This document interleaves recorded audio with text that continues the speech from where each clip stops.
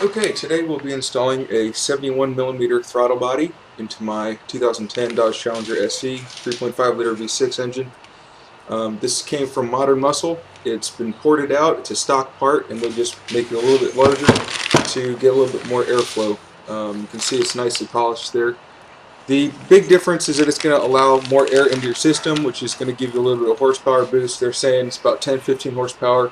It's probably right around there, probably a little bit less, depending on what your system is.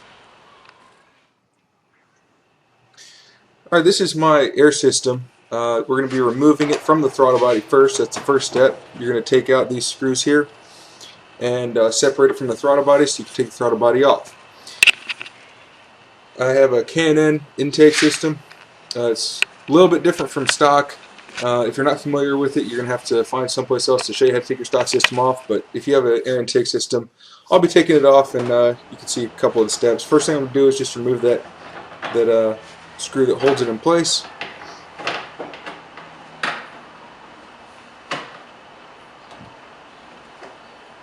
Then I'm going to remove these two screws up top that are actually connected to the throttle body. Don't forget when you're doing this to remove your airflow sensor as well. I don't think I showed that in this video. I'm going to go ahead and pull that whole piece off. Make sure, like I said, you take out that airflow sensor and any hoses that are attached there. Alright, this is your stock throttle body.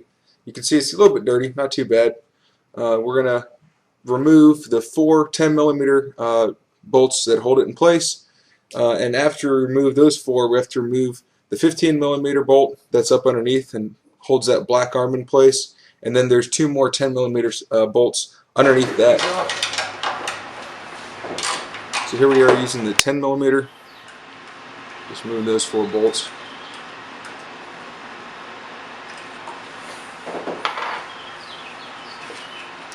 Now we're going to use the 15mm, reach up underneath and by the engine block where that black arm attaches. We're going to loosen one of the 15mm bolts, and we're just going to take the other one off. You can see it's a big one, so the smaller 10mm are underneath it. So you have to move that black arm out of the way. I only took one of the 15mm bolts out. You can take them both out and take that whole arm off, but I just prefer to take one out, keep the other one loose, and swing it out of the way.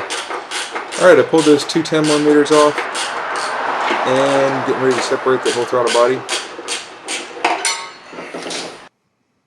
I don't think I show it here, but you do need to disconnect your electronics too. I didn't replace the gasket. Didn't look like there was anything wrong with it. It was still fitting in place fine, and I didn't have one on hand to replace it with. So you can see there's a side-by-side comparison. Mine's a little bit dirtier. The big difference is the size. When you're holding the two up together, you can see there's a size difference. And also the screws on one are flat tip and the other are, they're Phillips head, and the other one is like a Torx screw. Put the bolts back into the throttle body, the new one. Went ahead and get it in place. Do some hand tightening on it. Try to get it sitting there before I actually start to tighten it down. This was a really good fit. Modern Muscle's done a really good job just boring out a stock body so it fits right in place.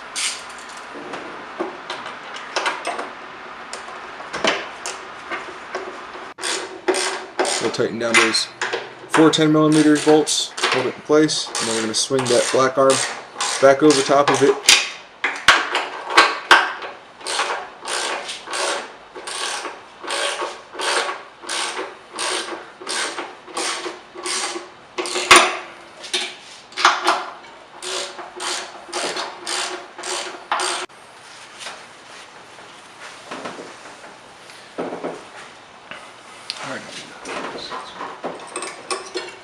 I'm going to hook the electronics back up. I didn't show you how to unhook it, but it's as simple as pushing the red latch back, pushing down on the little tab, and just pulling that connector off.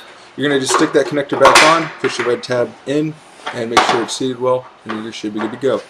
Take that black arm, swing it back up over those two 10mm screws, and then stick your bolts back on. Tighten up the 15mm on the bottom, and then reinstall that 15mm bolt, the big one, to hold that black arm in place. Alright, there we go. Pretty much all installed. Once you've added those two 10mm back on top to hold the arm in place, just tighten everything else up, and you should be good to go. Now I'm going to reinstall my air system. Just clean up the ends a little bit. It's looking pretty good. And I'm not going to walk through all the steps of reinstalling the air system. It's going to be different depending on what kind of air system you have. If you have the stock air system, just go reverse steps and put everything back on the way you took it off. Just remember to reconnect your airflow sensor and also any tubing that you have. You want to make sure that all this fits very well, that there's no gaps. You can get some really annoying hissing sounds, some whistling, if there's any gaps in your system. Last thing I'm going to do, I'm going to hook up my airflow sensor, hook my tubing back up, and then we're going to start it up and see if it sounds okay. If it sounds okay, should be good to go.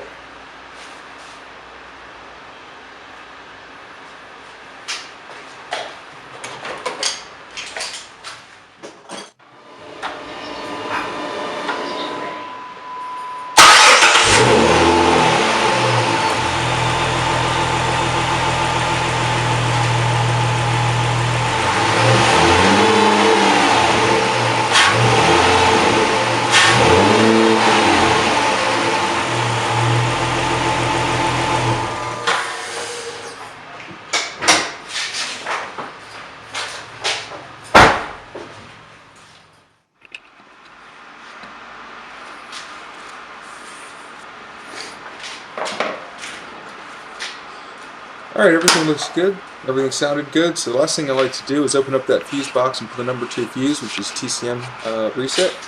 I'll pull that and we'll basically reset the system. I like to do that after I make any modifications or any installs, just so that the system has a chance to readapt to whatever settings that I may have changed or anything I may have affected, like more air coming into the engine. So I'm going to head and pull that number 2 fuse, let that sit out for a few minutes, reinstall it, close the fuse back up, and you should be good to roll.